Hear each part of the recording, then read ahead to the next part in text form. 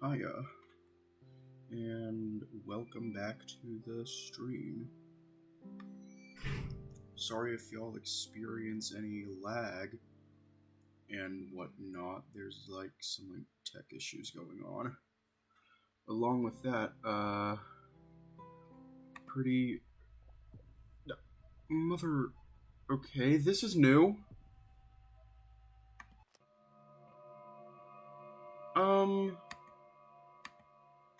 How do I get out of here?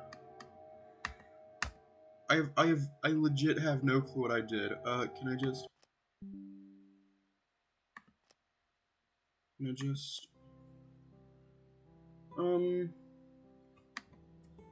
hit escape? Yo, what did I even do?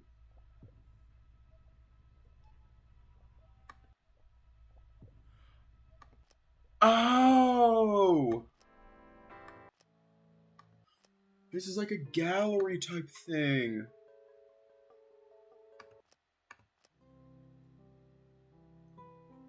Now that is cool. I genuinely had no clue, but honestly, I might spend a little more time on this screen because, we got a copyright claim on YouTube, and, it's processing, so part 4 might not come out until... Well, I mean, it's out now, but, YouTube's doing some editing on it.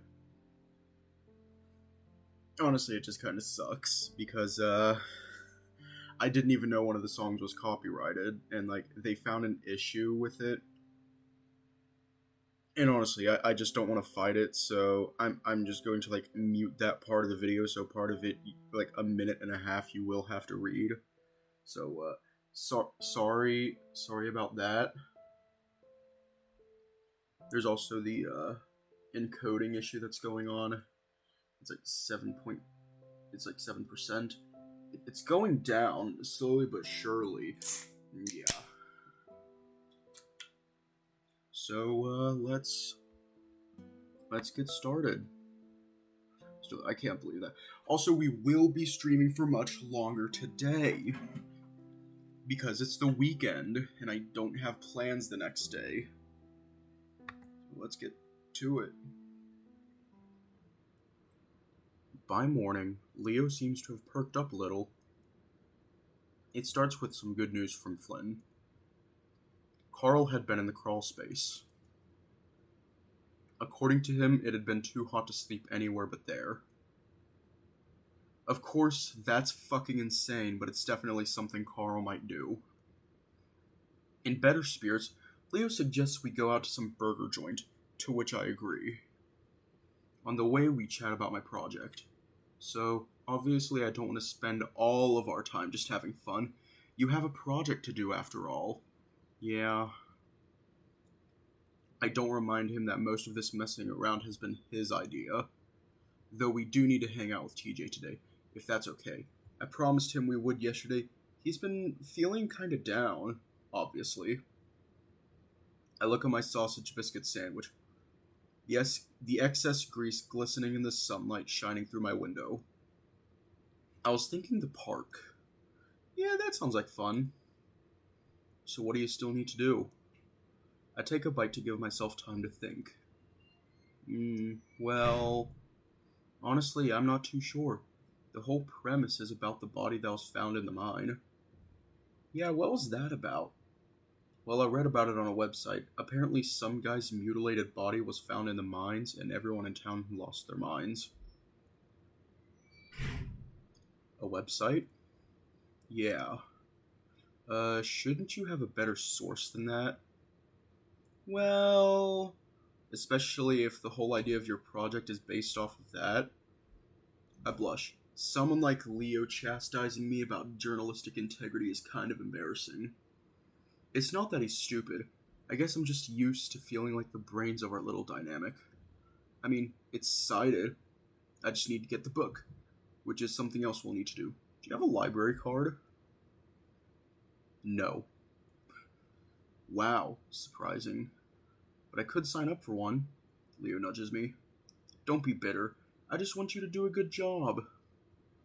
I'm the one that went to college. I know what I'm doing. Leo laughs. You know, I read a study about college kids. A study? Sounds like something you wouldn't know about considering you didn't go to college. Right. Anyway, it's about how college doesn't make you smart, just more liberal. Uh-huh. So is that a bad thing? Well, paying $20,000 a year to get indoctrinated just doesn't appeal to me. I frown. Is that why you stopped going? Or have you just been looking up these studies to make yourself feel better about quitting? Leo pauses. That's a strong word. I guess I just realized that what I had was good enough.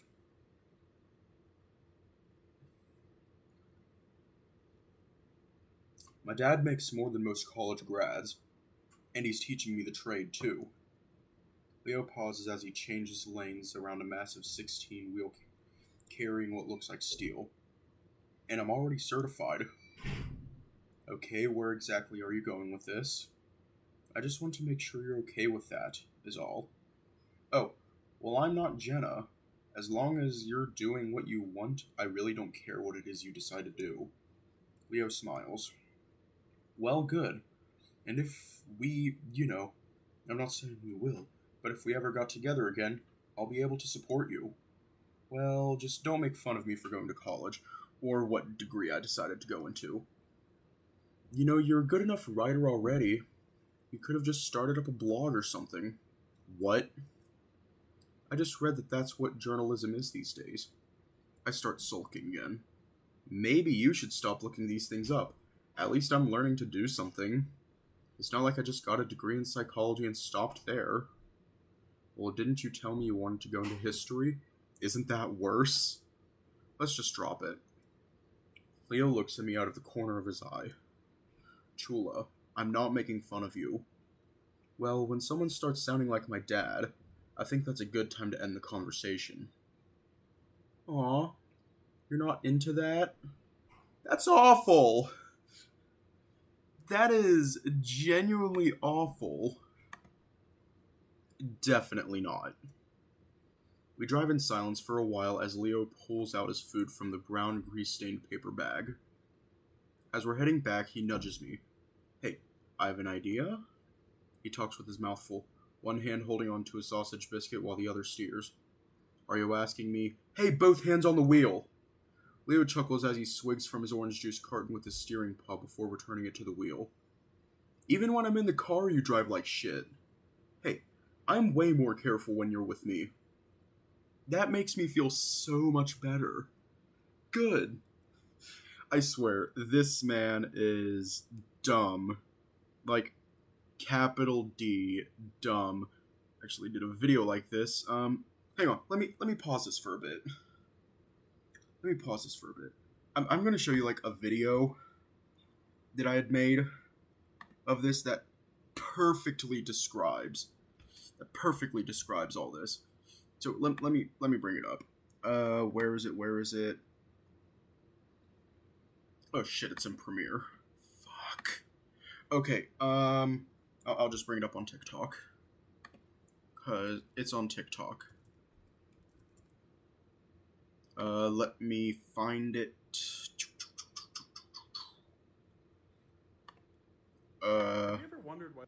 Here we go.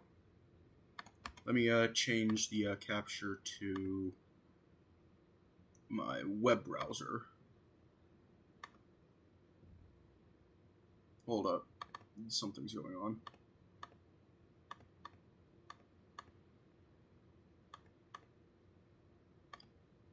Hold on.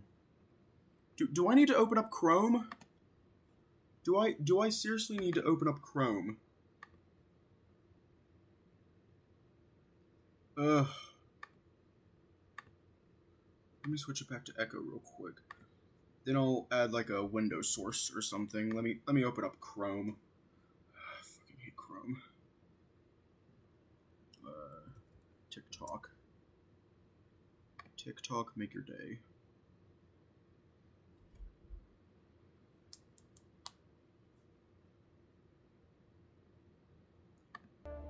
Ah, motherfucker. Oh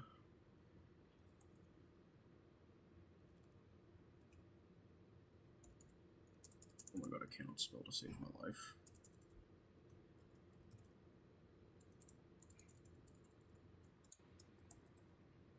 Hang on. Where is it? There it is.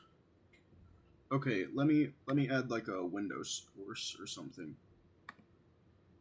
Like a window capture for Google Chrome. There we go. Let me actually move it down to here. And here we go. It's this video right here. I'm stupid. That's literally the entire joke. Like, it's like, I'm smart but I'm stupid. I'm smart but I'm stupid. That's the entire thing. He's smart but he's stupid. And that's exactly what's going on here. He's smart but he's stupid. Get rid of the window capture. And we'll get back to whatever the fuck I'm doing. So yeah. He takes another huge bite.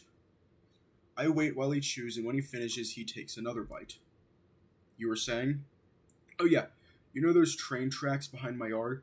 Didn't you say they were important somehow? Yeah, Echo used to be an important junction. Well, why don't we go there and you can film some stuff? The rail yard is only like a 5-minute walk away, I think. Actually, yeah, that's a good idea. Leo smiles, panting a little in the heat, looking proud of himself. Aww. The dumbass is proud of himself. Cool. We'll go over once we get back. There's not much left of the old train yard. Ooh, this is spooky. Actually, let me turn up the volume on the thing a bit. There's not much left of the old train yard. The building that used to service the junction is basically gone save for the foundation. There are 2 groups of abandoned freight cars with Golden Gate Southwestern and chipped paint on the sides. I'm happy to see it since it'll help with the scenery I'm trying to capture. After doing a few panning shots along with some close-ups of the cars, I lean against an old freight car with my head back. I close my eyes against the heat. It's almost noon, so it's almost impossible to find any good shade out here. For some reason, it's only now that I'm realizing how stupid it was to do this so early. The sunset would have looked a lot better, along with it being a lot cooler. Leo's been gone almost 20 minutes at this point. He said he was going to get some water bottles, but it's been a while. The sweat seeping into my shirt makes my skin crawl. After looking around, I peel it off and hang it up against a small metal ladder of the frame of one of... Yo, did he just peel some of his... Yo, what? Makes my skin crawl. After looking around, I peel it off and... Oh, his shirt. I lean back against the exact same spot earlier, where it wasn't burning hot, and resume closing my eyes. Vaguely, I wonder how many miles this thing has covered, how much of the country it's seen. The railway was closed in the 60s, so it's at least over 50 years old. Unless they're just using Echo as a dump for some unwanted train cars and left them here recently. A lot older than I am, there's something weirdly comforting about leaning against something that's been through so much. Almost reassuring. It's like swimming in an old river, or lake that's been around for millions of years. Something brief connected to things that are permanent. I hear rustling through the grass on the other side of the car, but I keep my eyes closed. Leo, I think I'm gonna die. I'm not built for the heat. I wait, but he doesn't say anything. Leo? The rustling starts up again. A long, slow drag through the dry vegetation. This time it sounds like it's coming from under the train. Leo? I finally open my eyes and step away from the car, turning around to look at it like I can see through it. What are you doing? Obviously trying to scare me. Leo was never as subtle as Jenna, but he did his fair share of at least trying. I lean over to look under the car, glaring. You know, if you're trying... I met with emptiness under the car. Just dirt, dead grass, and rusted nails. Was it some kind of animal? It sounded pretty big. Oh! That scared the shit out of me. Never do that again. Never do that again. I legit jumped. Fuck. Fuck. Oh, why? Why do you do this to me?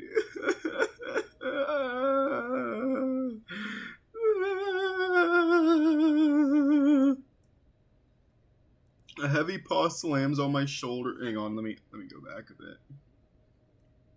Let me screenshot that.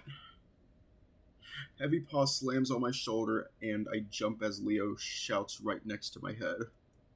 I stumble forward, but he grabs me up laughing.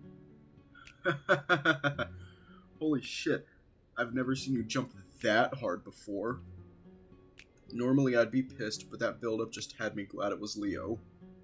How the hell did you do that? Do what? That whole setup you did. Well, you see, first to take my hand and slap it on your shoulder. No, the whole walking around behind me and making that dragging sound under the car. Huh? Leo looks confused. I frown. I guess it would have been kind of impossible for someone Leo's size to sneak around like that without me seeing him. Did you hear something? Leo mimics my earlier position and bends over to look under the train. Yeah, but there wasn't anything there. I thought you were trying to scare me. Well, I was, but I didn't do that. Probably some animal or something. You know, there's a lot of weird wildlife out here, you know. He stands up. That would have been a good idea, though. It sounded really heavy. Like a person. Could have been, you know, a lot of the weirder people around here like to come here to get drunk or high or whatever. Sounds fun. That is actually something that I would say in real life. Not gonna lie. I must still look a little unnerved because Leo sets a hand on my shoulder. Well, I'm here now, so don't worry. His eyes drift down to look at my torso. Damn, you've kept in shape. Well, better shape. I smirk, rubbing his shoulder. Swimming every day helps. Leo rubs my shoulder, grinning. You look good. You always say that, and I always mean it. Well, thanks.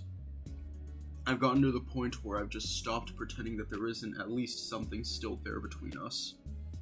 And I think I've stopped pretending that nothing's gonna happen on this trip, eventually. What really worries me is what will happen after. Leo, meanwhile, slides his hand over my stomach. Not that I'd care if you gain any weight. That happens, but I like you this way. Yeah, it happens. I only hesitate for a moment. I slide my own hand under his shirt and Leo makes a soft gasping noise as I press it up against his stomach. His ears fold back, though he keeps a grin on his face. Being a wolf makes it harder, you know. I believe you. As if to try and convince me he hasn't really gained weight, he flexes his abs, flattening the soft fur of his stomach against my palm. Steel wrapped in velvet. But you know, I'm into that. I get the urge to adjust my pants up. Oh my god! Oh my god! I get the urge to adjust my pants so my dick isn't jamming so uncomfortably into the crotch. Ugh. Oh my god. I feel like I get, super embarrassed over the weirdest shit. Ever. But I don't want to make it that obvious that I'm aroused. Just stop. You mind feeling some other part of me? You're making me feel fat. I giggle before I slide my hand up his torso. This exposes more of his white stomach all the way up his chest, and I can feel his pounding heart. That better? Leo just gives a breathy, laughing exhale as he lets me feel him. He slides closer, resting both of his hands on my waist. I feel his peck with my hand as I thumb through his fur to find the... Motherfucker. Need to check something on YouTube real quick. Ah, shit. There we go. Sorry, I need to check something on YouTube real quick. So, I'm going to do that real quick. The music is really good. I feel like it fits way too well. It fits way too... Holy shit, how the fuck is it still processing? How is it still processing? Whatever. Anyways, I'm just going to leave this dark because it feels a little too horny for me. Like, you know what? Let me just make that visible again. Okay, I'm just going to, like, read through the line while it's going, and if I feel that it's too horny, then I'll just skip over it. I won't even read it. Leo's peck with my hand as I thumb through his fur to find the nipple underneath, feeling it harden in response. Leo shudders and grins at me. I think this place does things to us, Chase. Remember our first kiss? This isn't the exact spot. Was it really 6 years ago already? I sigh, then slide both my hands under his shirt and wrap them around his waist, burying my face in his chest. Leo hugs back as he starts nibbling at my ears, which makes me gasp. Hey, can't we just enjoy the moment? Leo giggles. I am. I look up at him, and I'm not sure if we just run into it, but we kiss. It's a small peck, but then Leo puts his hands behind my head and pushes me deeper into the kiss. He opens his muzzle to clamp around mine, his warm tongue pressing up against my lips. I'm still for a moment, and so is he, waiting for me to respond. When I do, it's with my paws around his back, me kissing back.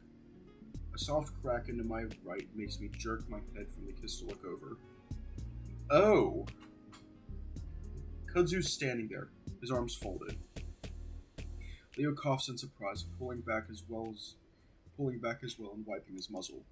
Oh, Kudzu, what's up? The raccoon's expression is hard to read, as usual, but I see the corner of his muzzle quirk up after a while.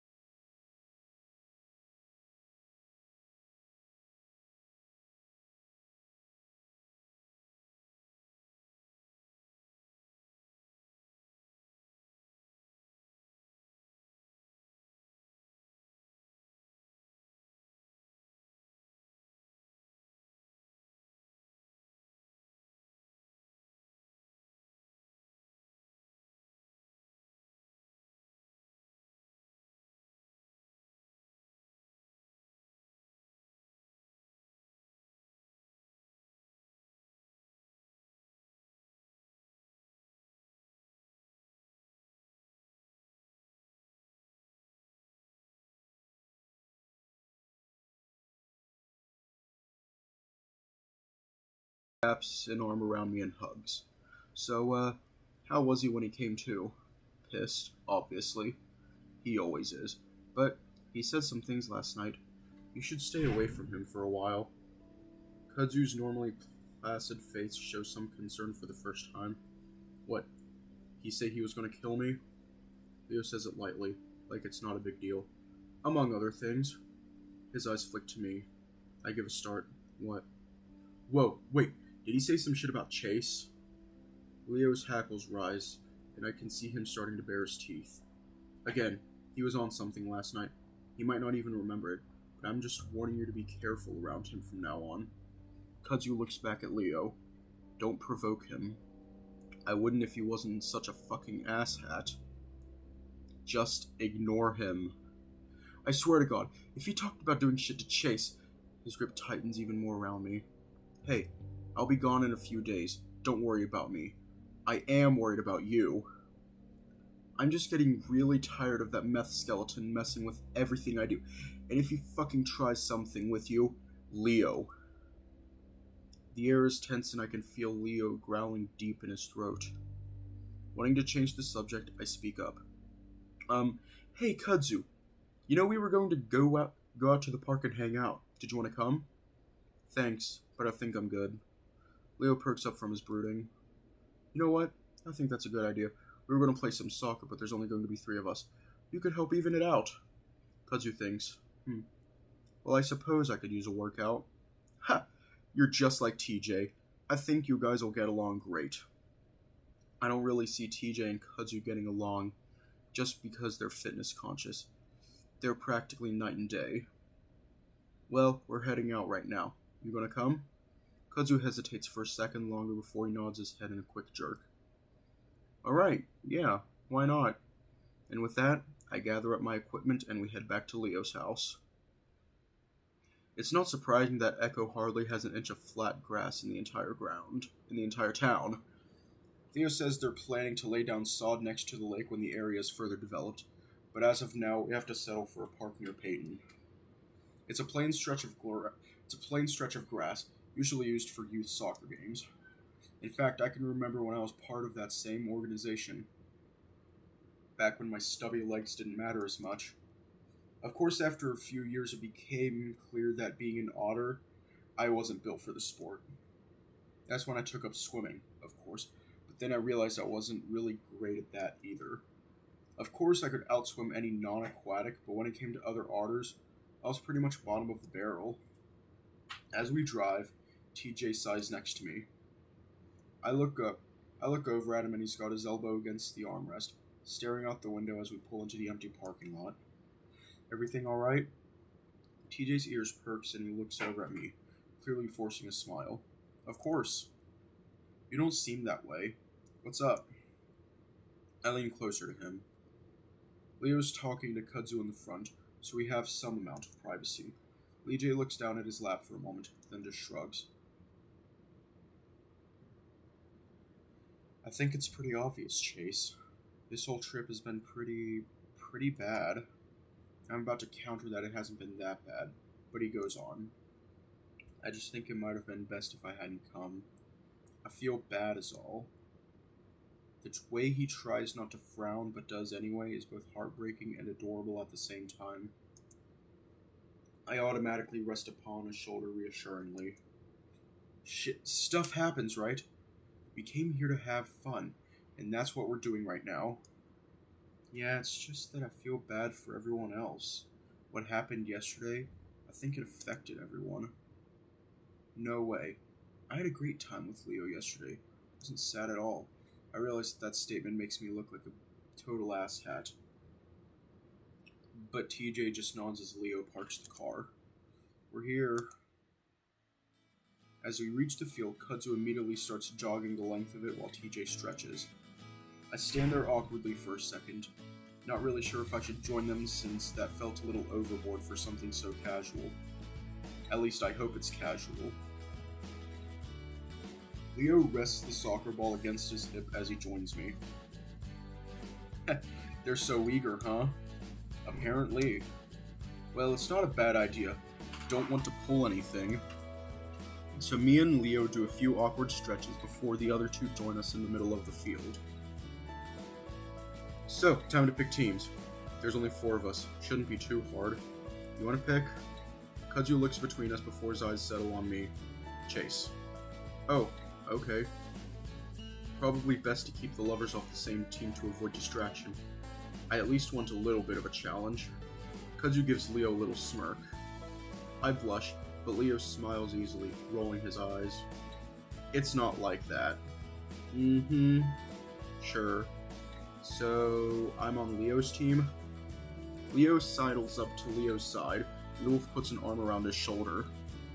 Yep, you're lucky to have me. You know, in my country we had a war over soccer once. I don't believe you. It's true. Thousands died in the football war. At least I think that's how you pronounce it. Wait, you call it football because that seems pretty confusing since you're really into the other football. I live here now, so football is soccer and football is football. But if I were to call soccer football, I'd call it football. Is it football? I'm not sure. No, let me Google it real quick.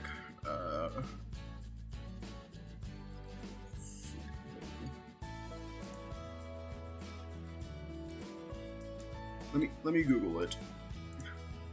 How to pronounce. Okay. Let me mute this real quick.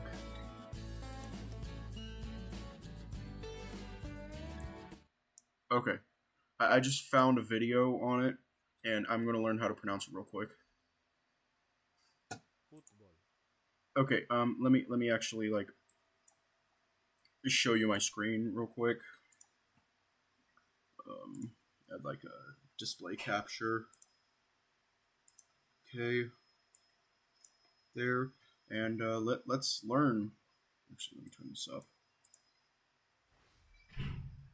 That's pronunciation. Football. Football. Football. Football. Football. Football. Football. Football. Football. Football. Football. Football. I'm obviously going to like have that as a thing. Okay, we can actually get back to the thing. Where's my cursor? Okay, just.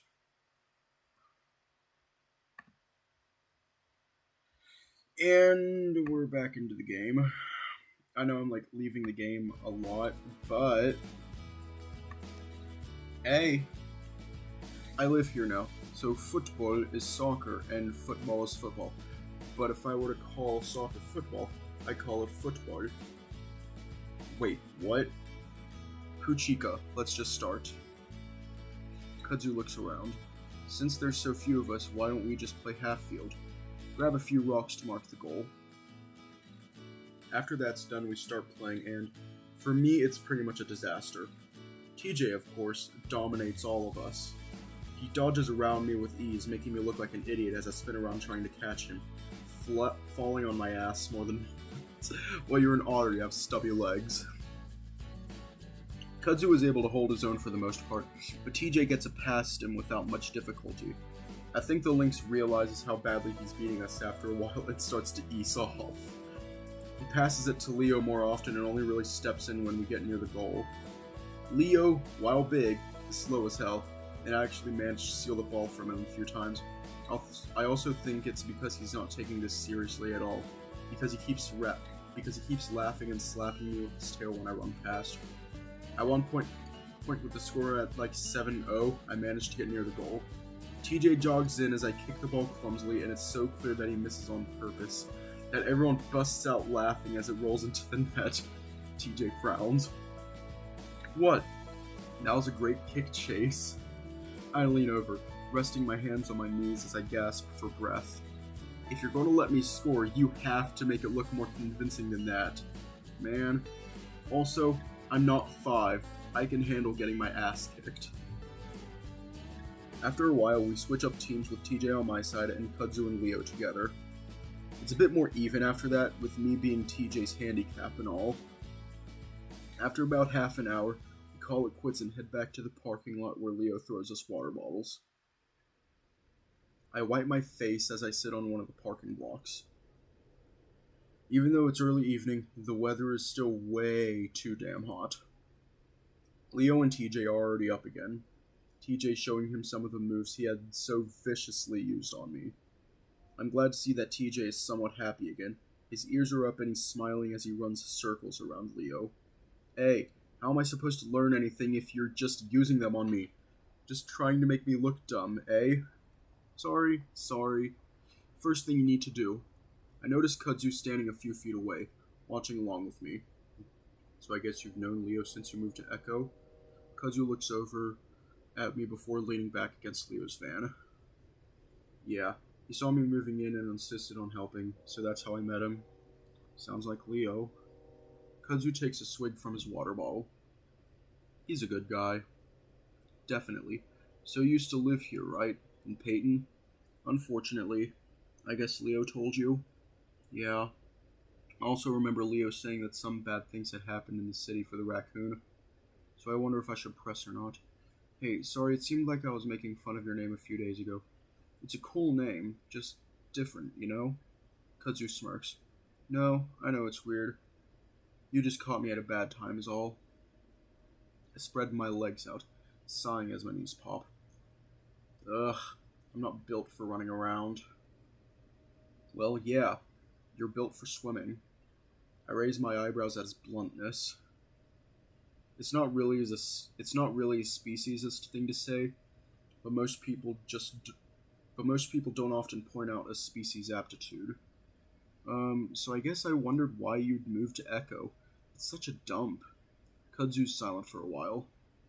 In the meantime, we watch Leo fall on his ass after TJ kicks the ball between his legs. People. Huh? People are the reason why I left Peyton. Oh. Peyton is technically a small city with just 70,000 people. That's still a lot of people. Compared to Pueblo, that's nothing. The more people there are, the worse it is. It's the same anywhere. Ah, okay. Kudzu goes on. Sure, in Echo, there's 100 shitty people, but in Peyton, there's 50,000 of them. I prefer Echo. His tone is so dark at this point that I don't even respond. Something definitely happened here in Peyton, and I don't dare ask what it is. Luckily, I'm saved in awkward silence as Leo haphazardly kicks the ball in our direction, and TJ comes running at us. Damn it. Alright, I think that's enough for today.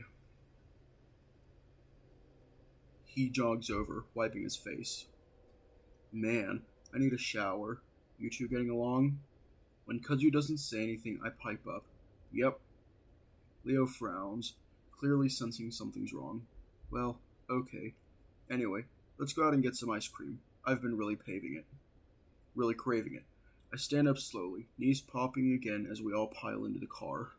What happens if I press the escape button? Ah, it brings up that. Okay. As we drive, TJ continues to stare out the window, but his ears are up and he doesn't seem so depressed anymore. I lean over towards him. You feeling better? TJ turns to look at me, smiling. Yeah, it was fun playing with you guys. I grin. You're insanely good. He shakes his head. Not compared to the other guys at school. I'm not aggressive enough, but it's fun. Well, I'm glad you're feeling better. TJ nods. It's too bad we can't come back and do it again tomorrow. Why not? Not that I'm crazy about doing it again, but I'm not sure what would prevent it. He looks at me. Well, your project. I frown. I don't think... Hey, what flavor do you guys want? Leo practically shouts back at us.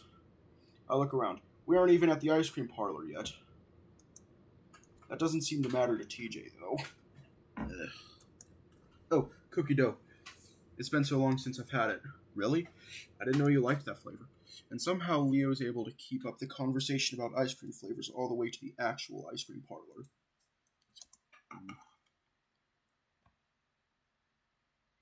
I decide the shots I got earlier in the day were too bright, not representative of the sad state of the town I wanted. The setting sun does a better job of capturing the desolation, the bittersweet depression of it all.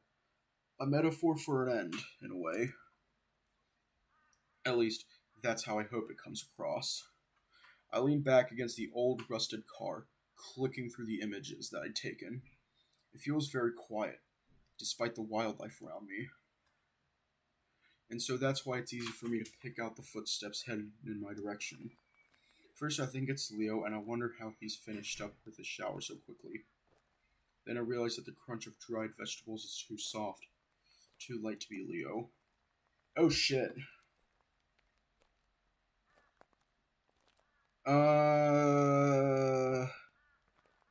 Okay.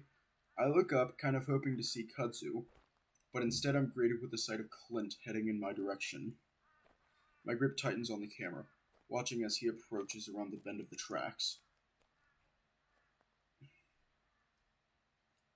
He doesn't see me at first. As he gets to the tracks, he hops onto one of the metal rails and balances there, walking along like he's on a tightrope. Does everyone in Echo just come here to take a walk? Think about walking around the train car out of his line of sight and hide until he passes me. While I'm thinking this, he loses his balance and stumbles off the rail, and that's when he looks up. Of course, I'm the first thing he sees, and we both just sort of stand there, watching each other. I don't know what to do. Cud said Clint probably didn't remember anything from last night, but I'm not willing to bet on it. It does look like he's not even sure who I am, though. His eyes are squinted, almost shut, mouth all screwed up as he scratches his head comically. He leans forward, almost to the point of falling over again. Definitely on something. At that moment, a look of recognition spreads across his face and his mouth opens wide. Then he starts jogging straight for me. The abruptness of his movements startle me and I almost drop the camera. I angle myself away from the car so I'm not blocked up against it and start taking steps back as he gets closer. He stops, though, about 10 feet away and points at me. Hey, I know you. I'm at a loss for what to say. He's wobbling back and forth, his eyes wide open. Your name? There's an awkward pause as I try to determine whether or not he's asking a question. My name? Chase. Why did I tell him that? You're Leo's fag friend. I'm distracted again because that's when I see a handle of a pistol just poking out from the front of the waistband of Clint's jeans. Clint glares. Fucking Leo. Why do you hang out with that creep? I'm looking around, trying to decide the best way of escape in case he loses it. I mean, he's always saying shit to me. Always saying shit about my dad. He had a perfect fucking life, and rubs it in my goddamn face. I take a few innocuous steps back, so that the end of the car is right next to me, in case I have to duck behind it. I don't think Leo's life was that easy. It's pretty bad back in his country. Fucking Beaner coming here to make my life fucking Beaner coming here to make my fucking life even worse. Wow. Racist much? Couldn't go home and be happy. Couldn't go outside and be happy. I couldn't be happy anywhere. He sneers at me. And you fuck him, don't you? I just stare at him and don't say anything. I feel like anything I say could set him off, but he waits patiently, expecting an answer. Clint. Don't you? He shudders visibly, clenching his eyes shut. Fucking imagining you licking his fat ass is disgusting. That's horrible. It's awful. I don't even fucking care that you're fagging around. But with him? If I wasn't so afraid of the whole situation, probably would have laughed just then. I take another step back. Hey, I was actually just about to head out. You know, doing this project. That's why I'm here. He glares at me. Me and Leo broke up a few years ago. We're just friends. You don't know what he's like. The things he did to me. It was way worse than what I ever did to you. But hey, I do need to head out. We can talk about this later.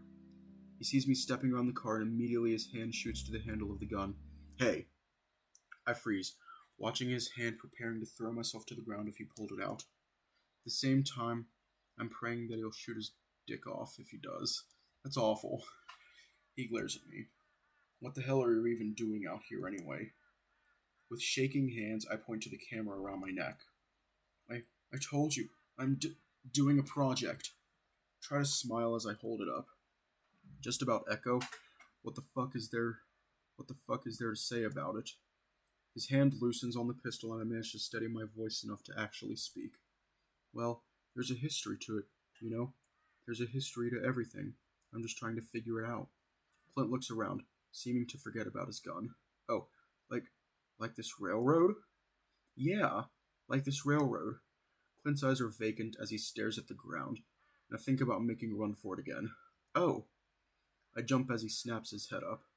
My dad once told me that his dad knew a guy that got killed here back in, the 50s. Oh? Despite the fact that there's a crazy meth head in front of me with a gun, I still find myself becoming interested. Yeah, some guy was trying to hop on one, way back then. That's how people would get around. So this guy was trying to hop on this train here when I was leaving the station. but he missed jumping on. Clint sits down in the dry and dusty weeds and spreads his legs over the rails. And he falls down like this, and it runs over his legs. Clint brings both hands down in chopping motions over his thighs.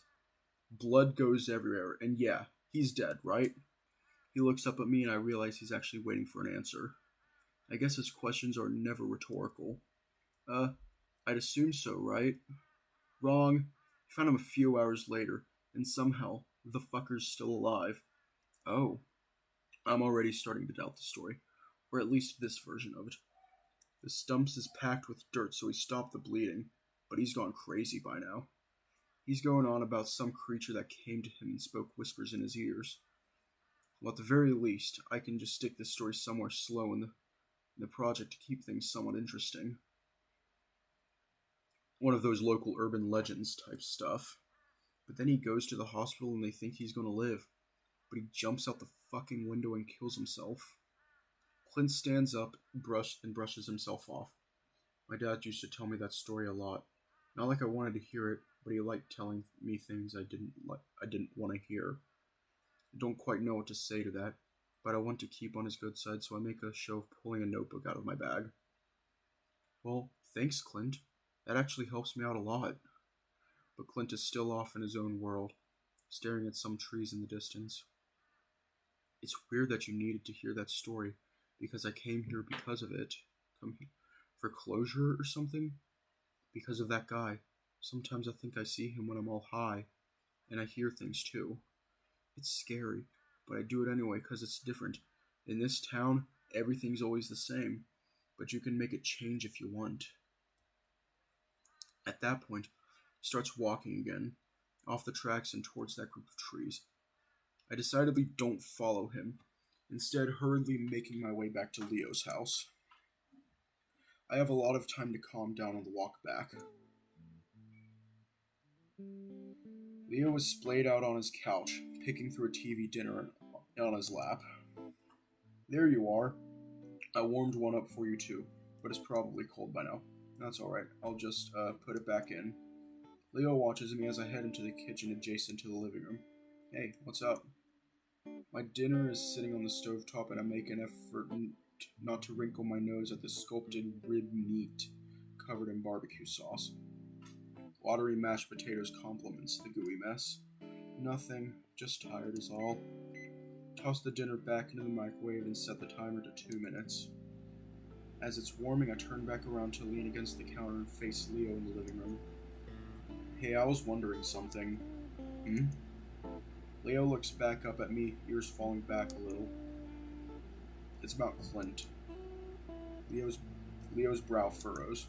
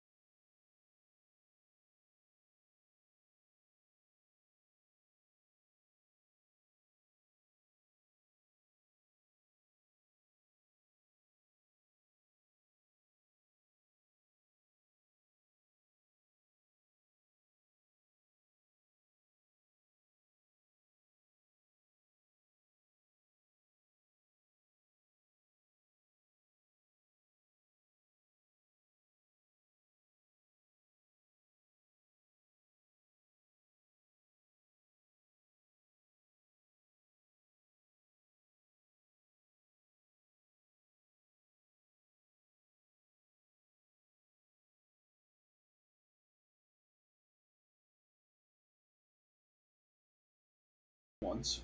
See, when you tell me shit like that, I don't feel bad for any of the things I did to his worthless ass. I'm saved from having to respond to that as the timer goes off. I turn around to pull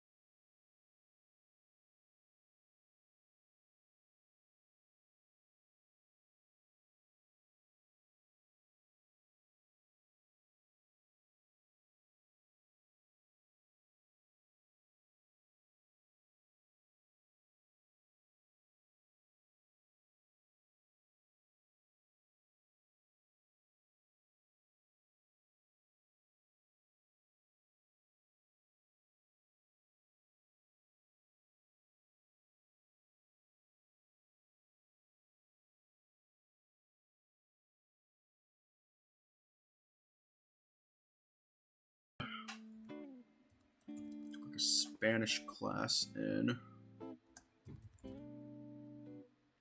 Estoy loco por ti. Translate from today. Oh, it says I'm crazy about you. Aww. That's adorable. Yeah. It's adorable. That is truly adorable. He rolls the R dramatically, definitely taking advantage of it. We're both too tired to do anything more, which is probably for the best, and within a few minutes, I've passed out. Okay, should I be scared? Like, I'm actually kind of scared by that. But I'm gonna save real quick.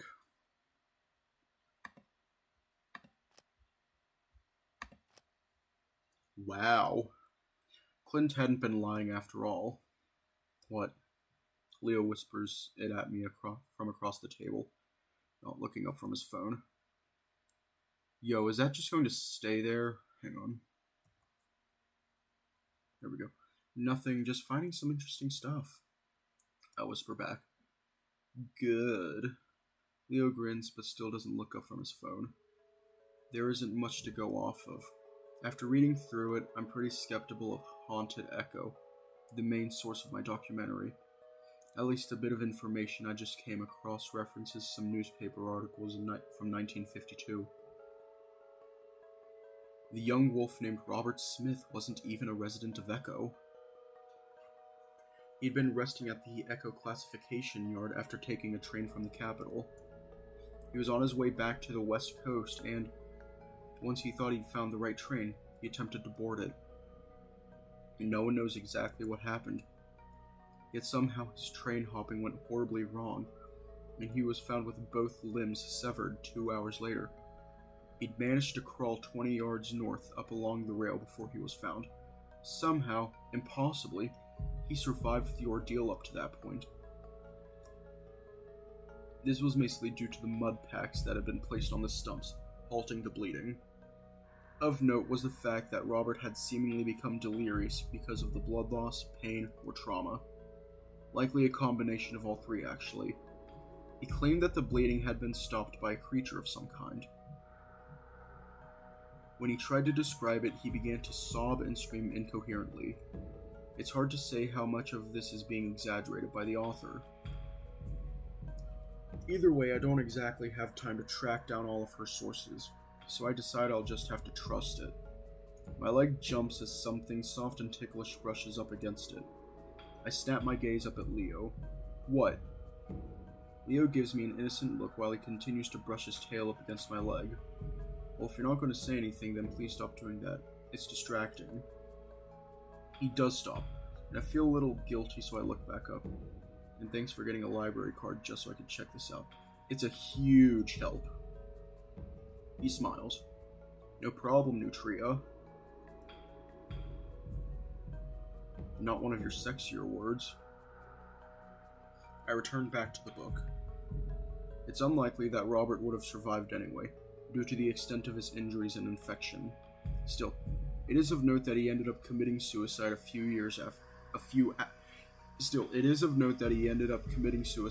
hours after discovery. He apparently slipped out the 5th floor window of the Peyton Regional Medical Center. The authorities simply dismissed it as a case of a man knowing his demise was nigh and finishing the job himself. The author speculates it had something to do with the horrors he saw on the tracks.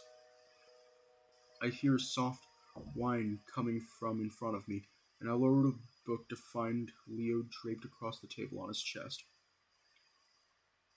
He's looking up at me with huge puppy eyes. I can't help but smile because it's so fucking adorable. Even for a wolf as big as him. What? I have a project to do, remember? Yeah, I know, but we've been here for 3 hours now. You should take a break. I look at the time and am shocked that he's actually right.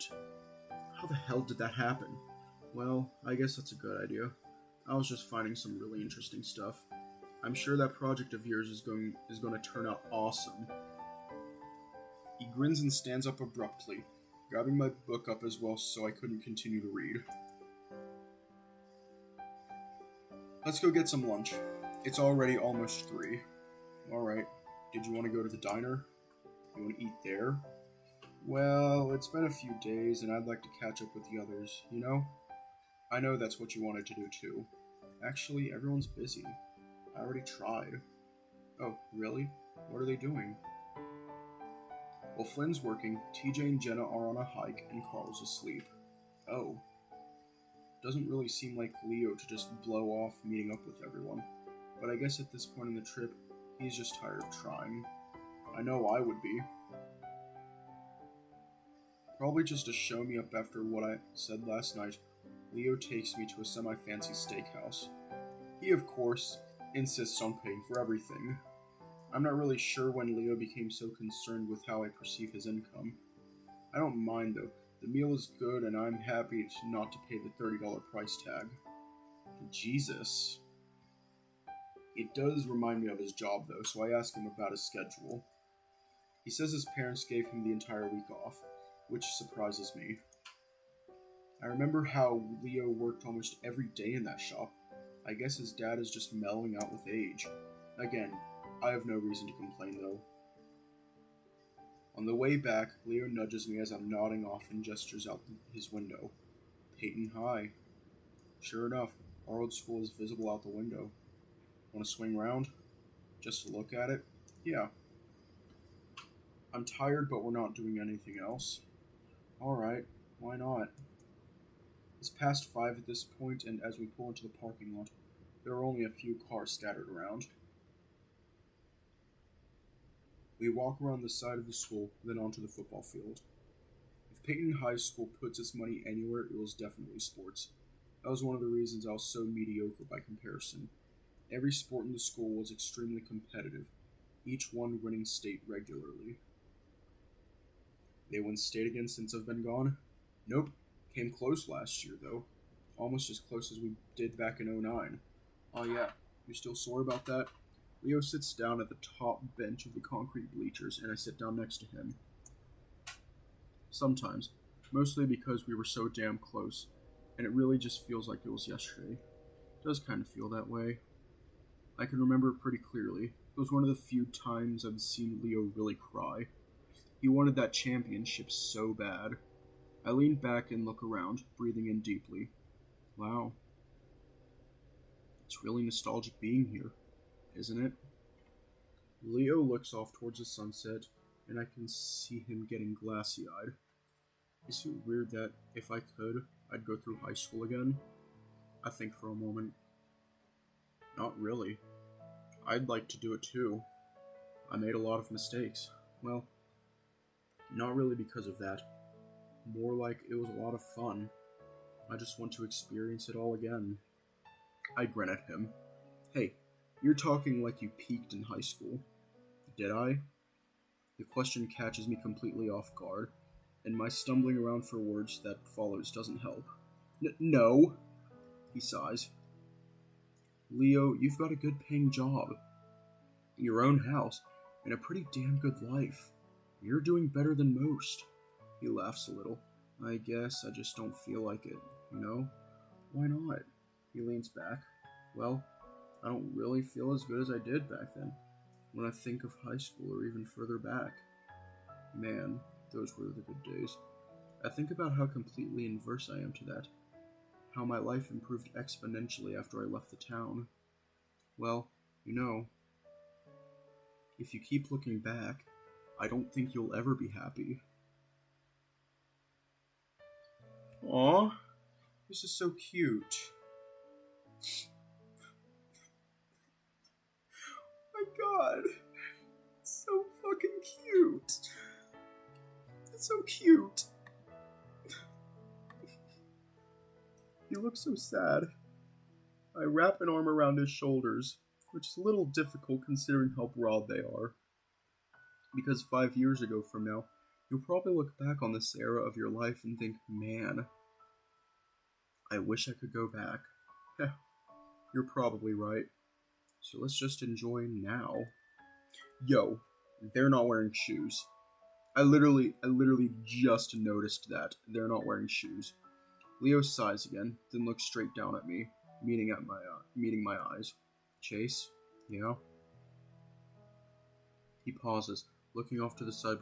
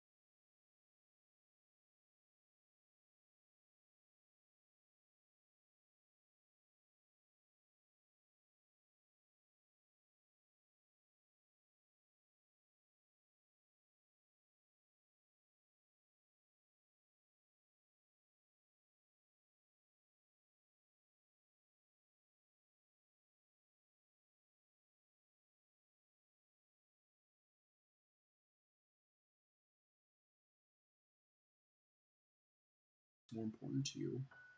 You're asking me to choose? I'm not asking that exactly.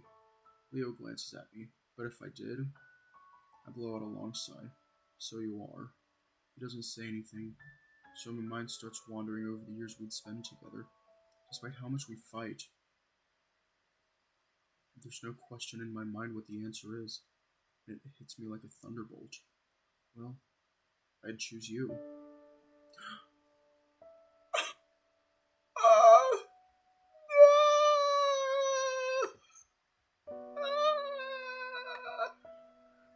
Damn it.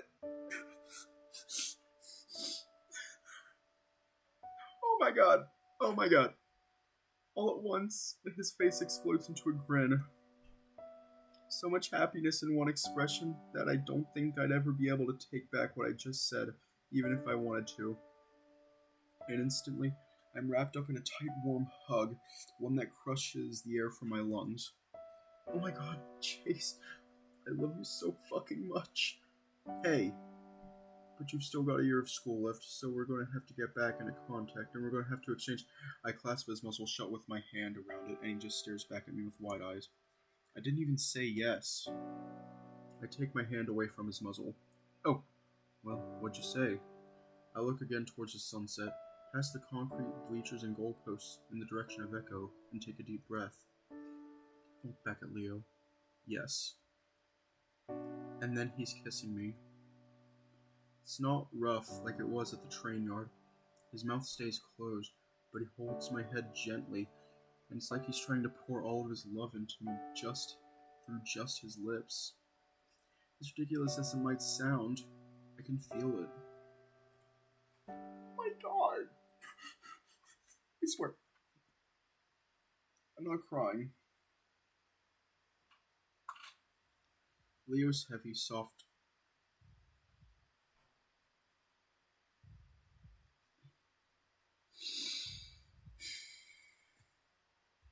Okay, let me just hide it. So yeah, because I feel like it's going to get very not safe for work, and I'll just read it before I actually read it out loud and decide whether or not I can say it. Leo's heavy, soft body presses me into the bed, licking and kissing up my neck.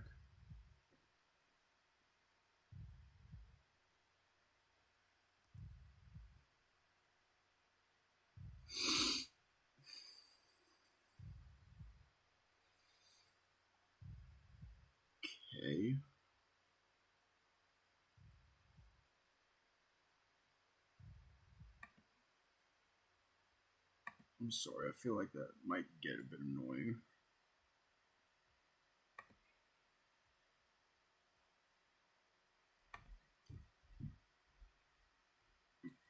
I'm serious, I'm worried it might get annoying.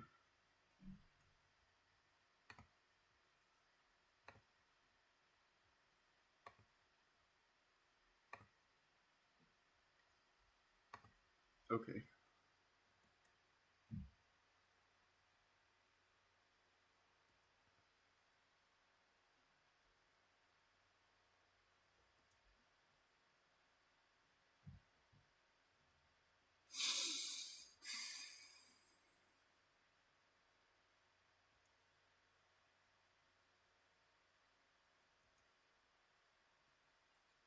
Oh my god.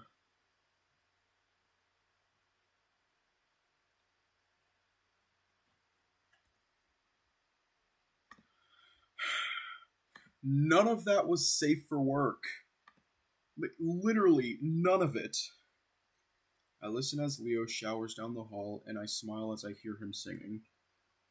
I usually shower with him back in the day, but I was so tired I was passed out as soon as we both finished. That's horrible. As once I opened my eyes again, Leo was already in the shower. I'm about to drift off again when I hear Leo's phone buzz. He'd been on it all day, probably trying to coordinate a meeting with the others. It's already Friday, which is hard to believe. We had to get together again before we lost the chance. I look over. The screen is already lit up, so I sit up and look. Message from Flynn. Yeah, well, fuck you too. Not exactly a surprising message to get from Flynn, but I still wonder what they're fighting about. From the sounds of it, Leo is still in the middle of his shower, still rocking out his diva pop song. I'm curious. So, you know what? Fuck it. We need to respect his privacy. Some amount of guilt, I reach over and grab his phone and open up his text. Immediately, I see a few pinned conversations. They're from me. Judging by the dates, they're from when I was still away at college. There's also a few saved attachments, and I quickly swipe to the other more recent conversations. The latest is from earlier this morning, and it looks like it was to Flynn. Chase has a project to do. Bullshit. You're fucking with him again, huh? I'm helping him. You planned this from the start, didn't you? What? This whole thing was to get back in his pants. How about I planned this after you ruined the entire week, huh? Yeah, well, fuck you too. Okay, I need to go back and actually do respect his privacy. I really don't want to breach any trust on the first day of our new relationship. No, Leo deserved better. I lay back, smiling, somewhat proud of myself for resisting the temptation. I decide I'll just ask him when he gets back. I know Leo, and I know he wouldn't hide anything from me if he didn't have to.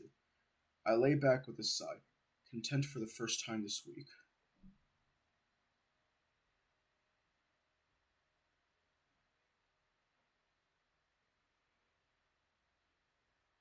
Sit on hard, uneven ground, shivering as I try to cover myself up with the blanket. Why is it just enough for me to realize that I'm outside somewhere, looking through the branches of dead trees to the many stars above me? Aside from the calls of a few birds, it's completely silent. I stared at the sky above me for a while, wishing that I wasn't so cold so I could go back to sleep. Where am I? The slight confusion I feel is mixed with the apathy of just waking up is a familiar feeling. I can remember when my parents forced me into Boy Scouts 10 years ago. I hated it so much, especially the camping.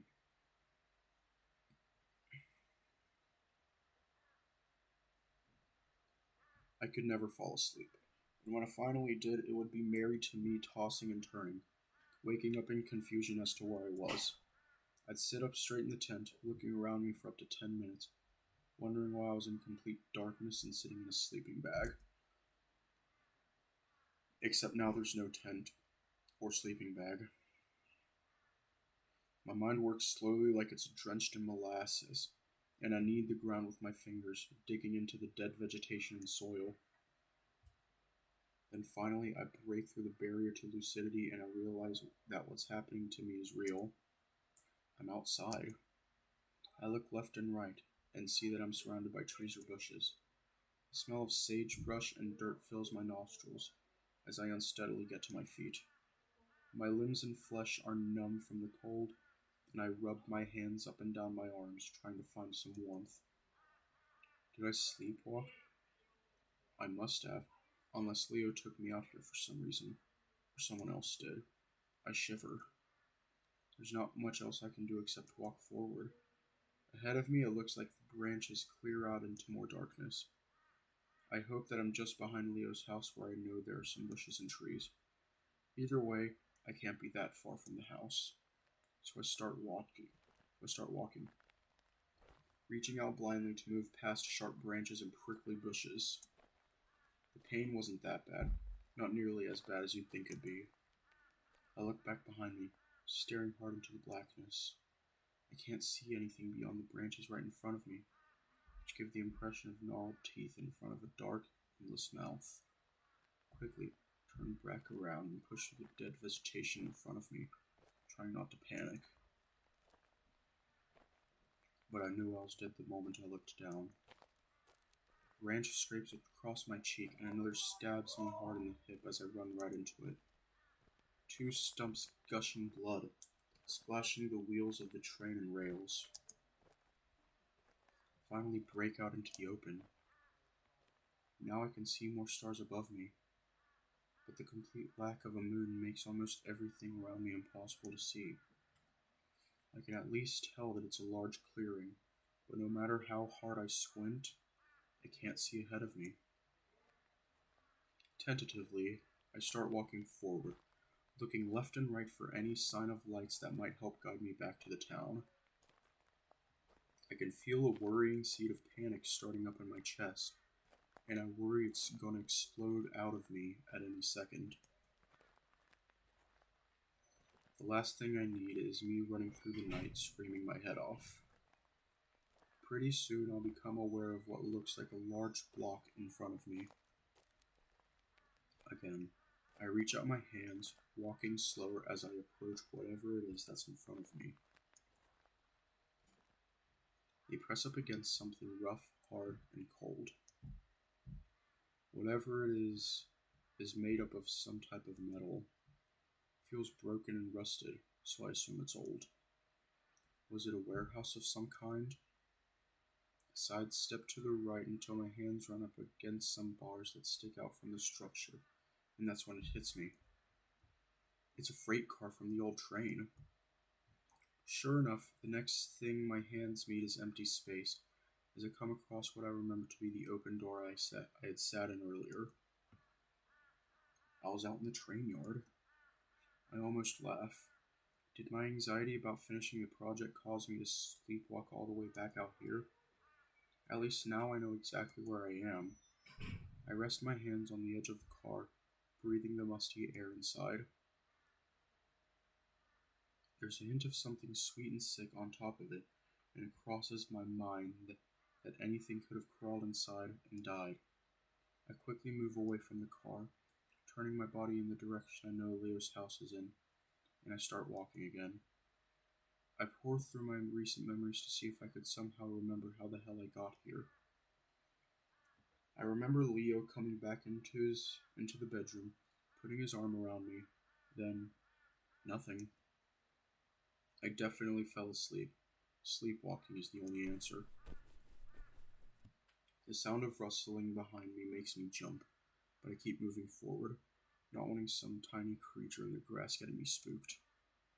Squinting ahead of me, I see no lights yet, which is strange because I know Echo should have at least a few lights on. The street lights, at least. I'm scared. I'm genuinely terrified right now. A large metallic clang fills the air, and this time I do whirl around. Hello?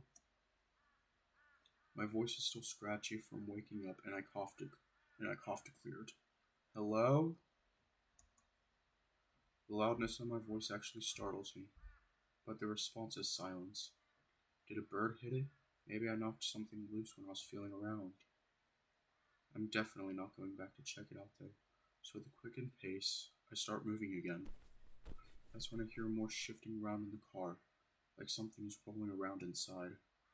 I stop walking in and hold still, perking my ears as I try to hold my breath, heart pounding. This time I don't call out, and instead just listen. I swallow, and it's so loud I almost jump at that sound. But again, the sound stops completely. I wait for a while longer before I start moving again, this time at a slight jog. A crazy thought enters my mind where I think maybe Leo, and I got really drunk and we both came out here and blacked out. And that Leo's in the train car right now, hung over and rolling around. It's in the middle of that thought, though, that the sound starts up again.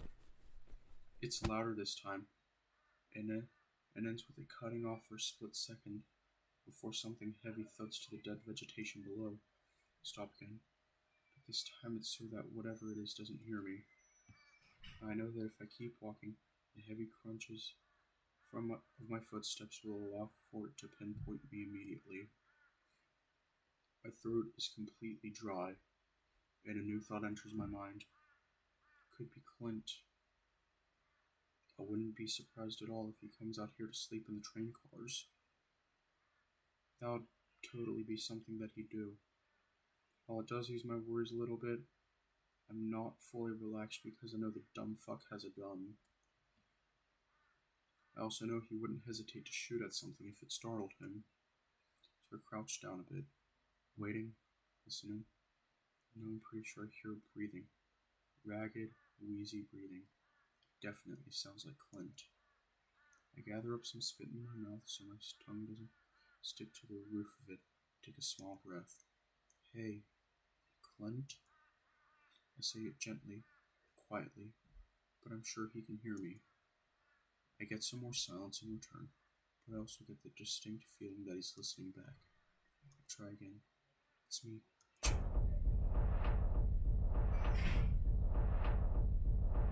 Let me turn it down a bit. There's an explosion of energy and sound in front of me, but it's not a gunshot. Instead, it's a sense of forward momentum that I can physically feel that whatever it is in front of me is lunging forward at me. Two loud thuds, one following the other in less than half a second, followed by an explosion dragging sound. This cycle repeats the second it ends. Whatever it is sounds desperate, almost manic.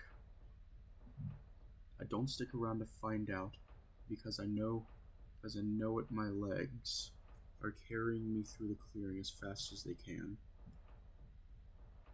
The thoughts of what it could be are gone from my mind as I dodge into the trees and bushes to my right. If I can break through to the other side, I'll be right in front of Leo's house.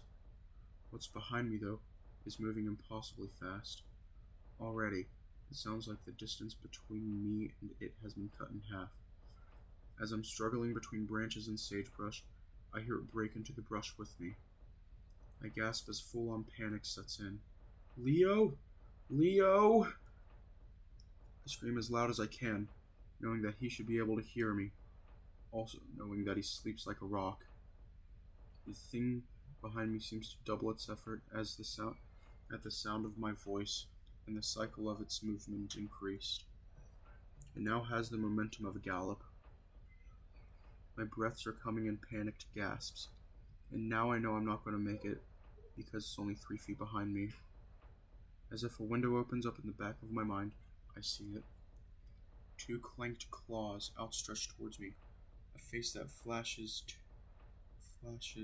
past too fast for me to make out, but I manage to see a lipless mouth. And then it slams into my back and crushes me into the ground, against sharp branches and rocks. I gasp as the air is crushed out of me, but before I can suck it back in, those hands wrap around my neck. I struggle and pull, but it's like I'm an ant under a foot. I'm so thoroughly pinned that I can't even budge an inch. There's hissing behind my head, and I feel dripping against the back of my neck. Tears squeeze out of my eyes as I try to reach forward, but it's like I'm paralyzed. Paralyzed. I'm yanked back suddenly, my face coming out of something soft and white. A pillow. Chase. Chase, you okay? Leo's husky voice whimpers into my ear as I take in a huge gasp of air. Whoa. Can't breathe? I cough and gasp, my face wet with tears as I sit in the bed looking around. Oh, baby. It's okay. Leo draws me into a warm hug and I take it limply, my mind only now catching up. I cough a few more times. I'm going to turn up the volume just a teeny tiny bit, so y'all can hear it. I cough a few more times. Sorry, paralysis, couldn't move. Leo rocks me a few times, making shushing sounds. I remember you telling me about that. Good thing I was here to pull you out of your pillow. I nod against his chest, realizing how dangerous it could have been if he hadn't been there. I usually came out of the paralysis in under a minute, but sometimes I shudder and pull back out of the hug, wiping my face. What did you dream about? I try to think back, but the dream is fleeing my mind as fast as whatever it was that was chasing me. What was chasing me? I can't remember. Leo rubs my shoulder and looks at my face. It's dark, but I can see the dark of his eye patches, giving him an almost ghostly appearance. You want to stay up? I can make you tea or something. The adrenaline is already leaving me to be replaced by fatigue, but the offer sounds nice. Sure. Alright. Want to come with me?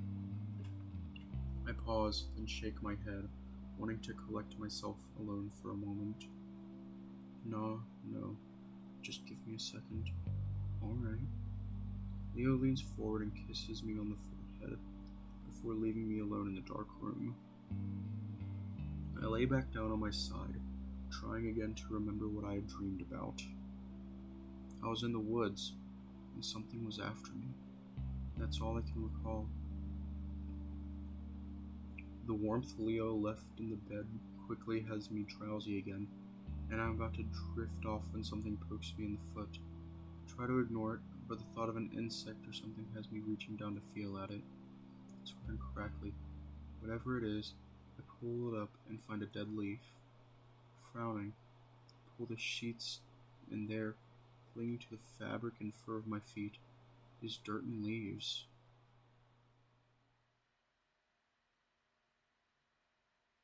Saturday. Okay,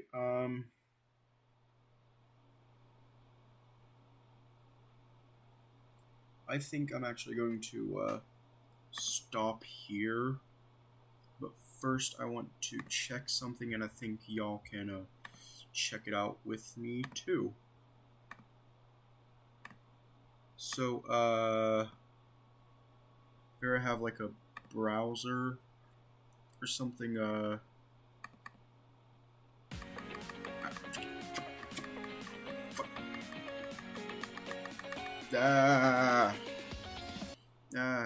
add.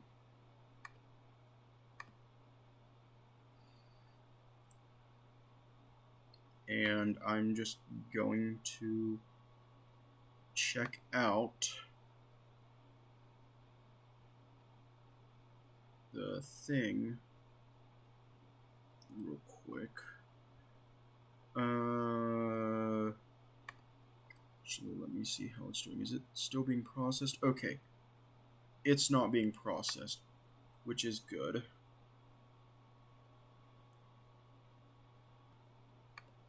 That's good. So,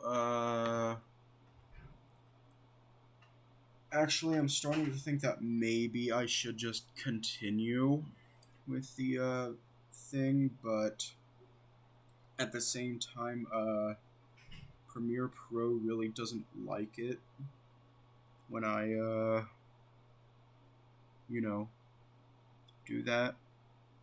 So, I think what I'm going to do is, just end it here.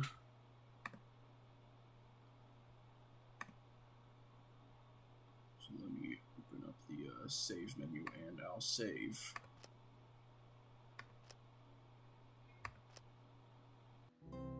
Okay. So, if you're new here, this is sort of... Oh my god, I just saw! Thank you for the follow. Oh my god, thank you so much. This is like my first follow here. Thank you.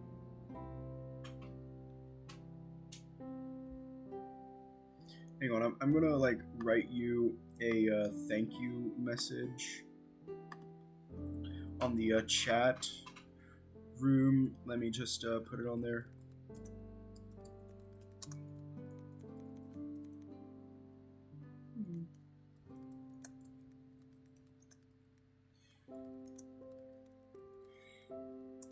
Hold on.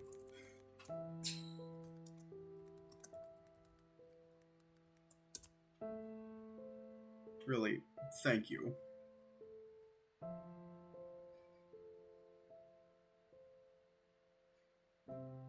So yeah. I actually think I'm going to end it off here. Hopefully tomorrow the stream will be on YouTube.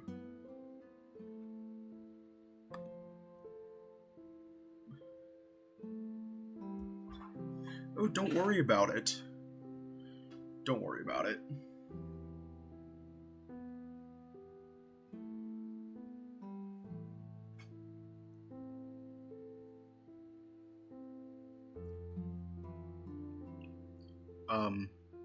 Sorry, but like, if you do want to watch the older streams, the oldest one is part 2 because when I started this, I was kind of dumb and didn't have VOD enabled.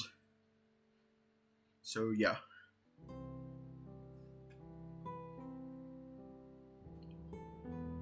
But yeah, going to end it off here. I don't have anything planned for tomorrow, so I might continue, but I don't know. We will see. Anyways, have a good night.